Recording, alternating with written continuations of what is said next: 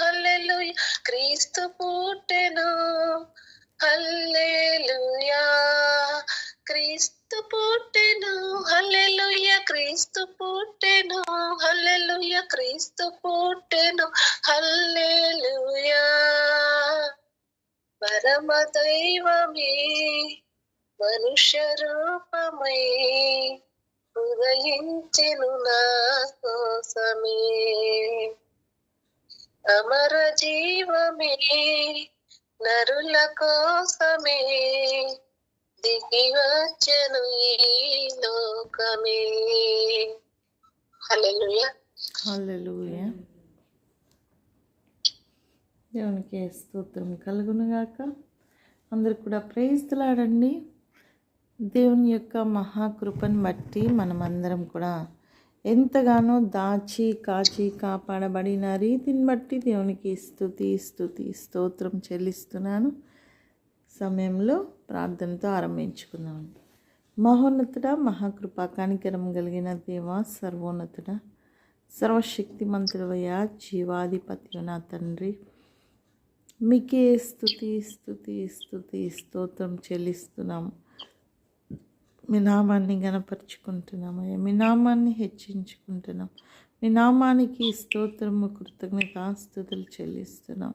సమస్తము ఎల్లప్పుడూ మీకు మహిమగా ఇదిగోనైనా ఈ లోకానికి నా తండ్రి మీ కూర్చిన సాక్ష్యం కలిగిన వారిగా మమ్మల్ని, మా కుటుంబాల్ని, మా బిడ్డల్ని, మా తరతరాల్ని కూడా నిలుపమని ప్రార్థిస్తున్నామయ్యా. ఎంతమందినైనా మీ సన్నిధిలో గడపాలని ఆశపడుతున్నారో ఆశపడే ప్రాణాన్ని తృప్తిపరచండి. వారి యొక్క అక్కర్లు, వారి మనవులు ఆలకించిన తండ్రి, వారి కొరకునైనా గొప్ప కార్యాలు చేసేవానిగా వారి పక్షంలో పని చేయవలసిందిగా కోరుతున్నానయ్యా.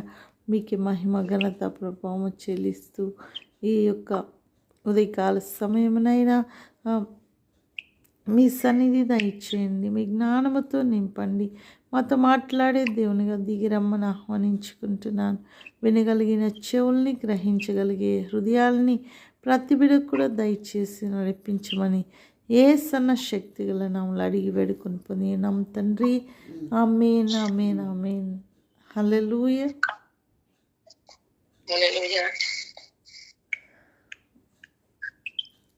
మన దేవుడు, మన ప్రభువైన యేసుక్రీస్తు ప్రభువు మన తండ్రి యొద్ద నుండి మనకు అనుగ్రహించబడిన గొప్ప బహుమానం అండి.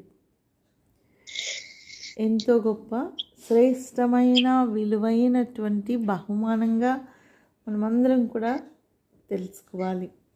యెషయా గ్రంథం 9:6లో, యెషయా గ్రంథము 9:6 ఏలయనగా మనకు శిశువు పుట్టెను, మనకు కుమారుడు అనుగ్రహింపబడెను, ఆయన భుజము మీద రాజ్యభారముండును.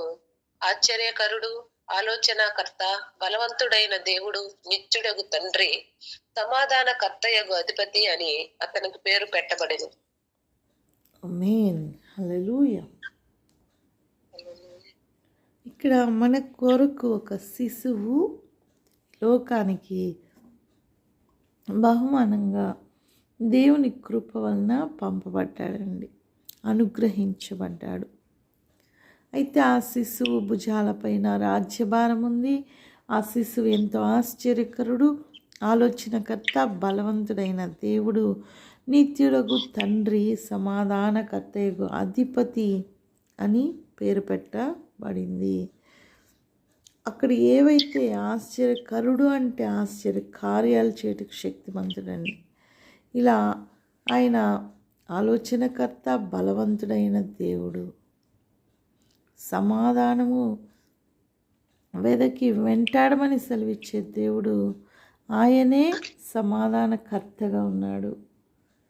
అంటే ఎవరిని వెదికి వెంటాడాలి సమాధానం కొరకంటే యేసయ్యని, ఆయన జీవపు వాక్యాన్ని, ఆయనే సత్యమై ఉన్నాడు కనుక, ఆయనే వాక్యమై ఉన్నాడు కనుక, ఆయనే వెలుగై ఉన్నాడు కనుక ఆయన్ని వెతికినప్పుడు సమాధానం పొందుకుంటామండి. 2 కొరింథీ పత్రిక 9:15.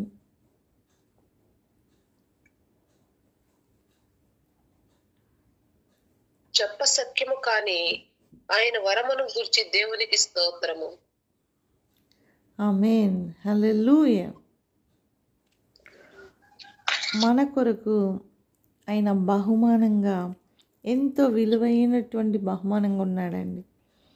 చెప్పసఖ్యము కానంత గొప్ప బహుమానము దేవుడు మన కొరకు పంపి ఉన్నాడు. అయితే బహుమానంగా ఆయన మన కోసం ఏం చేస్తున్నాడు? యోహాను సువార్త 3:16 మనం కానీ చూస్తే, ఎవ్వరు కూడా నశించిపోకుండా నిత్య జీవాన్ని మనకు అనుగ్రహించాలని బహుమానము మన కొరకు ఇవ్వబడిందండి. ఈ బహుమానం ద్వారా మనకు కృప వెంబడి కృప కలుగుతూనే ఉంటుంది. ఈ యేసుక్రీస్తు ప్రభువారు అన్న బహుమానము మన కొరకు కృప వెంబడి కృపని అనుగ్రహించిందండి. దీని ద్వారా మనము క్షమించబడుతున్నాం. మన పాపముల నుండి, మన దుర్నీతి నుండి, మన యొక్క శాపముల నుండి మనం క్షమించబడుతున్నామండి. దీన్ని యోహాను సువార్త 1:16-17 చూద్దామండి. యోహాను సువార్త 1:16-17.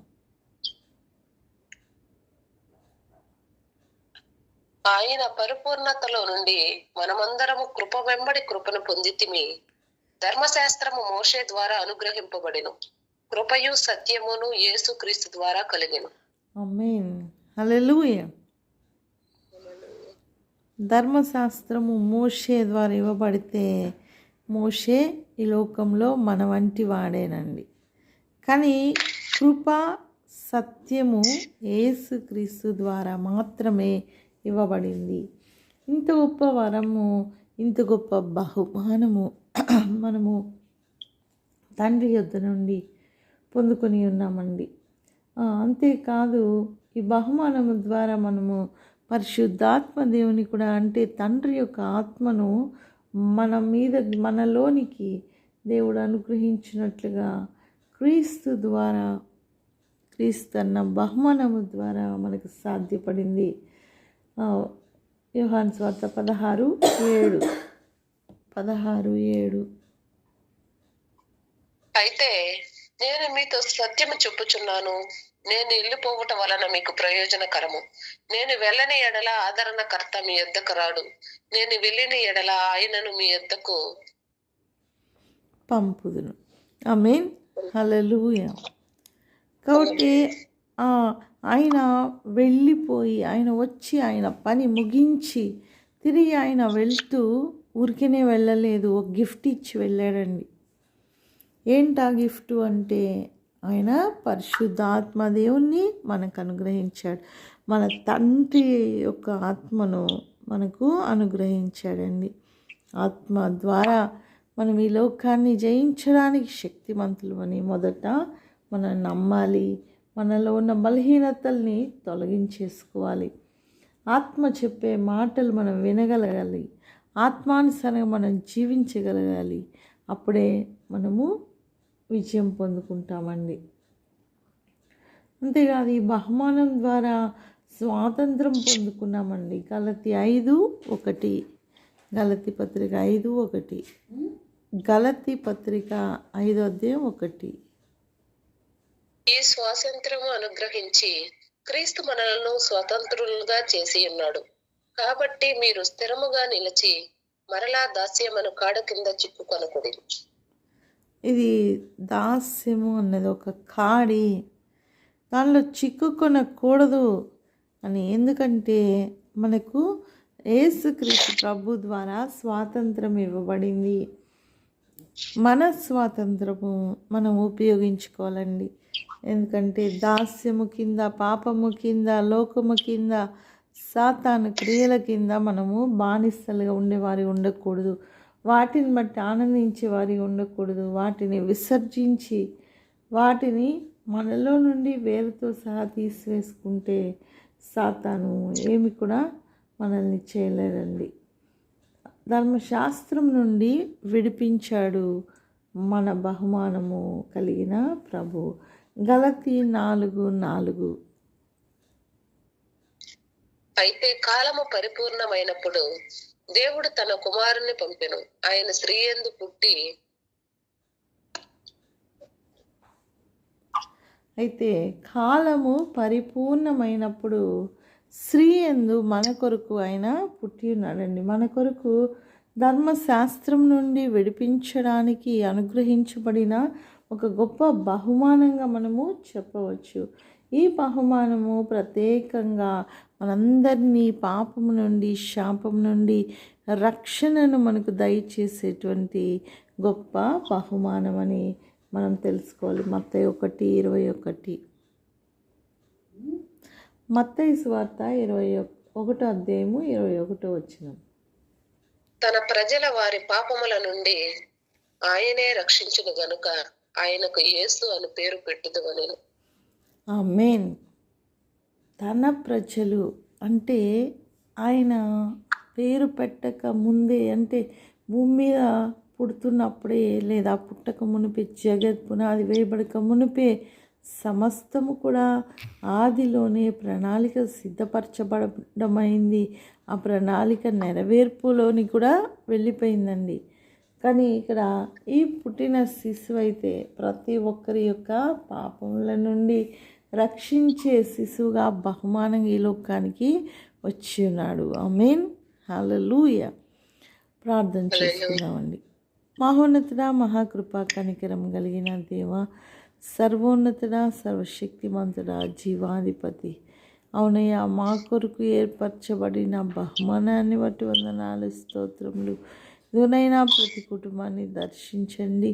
మీరే నా తండ్రి మాట్లాడే దేవునిగా ప్రతి ఒక్కరిలో ఉన్న బలహీనతలు తీసివేసినైనా ఈ యొక్క లోకానికి మీరు అనుగ్రహించిన రీతిగా నా తండ్రి ఆశ్చర్యకరుడిగా, ఆలోచనకర్తగా, బలవంతుడైన దేవునిగా, నిత్యుడగు తండ్రి, సమాధానకర్తగా, అధిపతిగా నా తండ్రి ప్రతి బిడ్డ కూడానైనా ప్రతి విషయంలో నా తండ్రి మిమ్మల్ని ఆశ్రయించి మీ యొద్ద నుండి పొందుకునే కృపను అనుగ్రహించండి.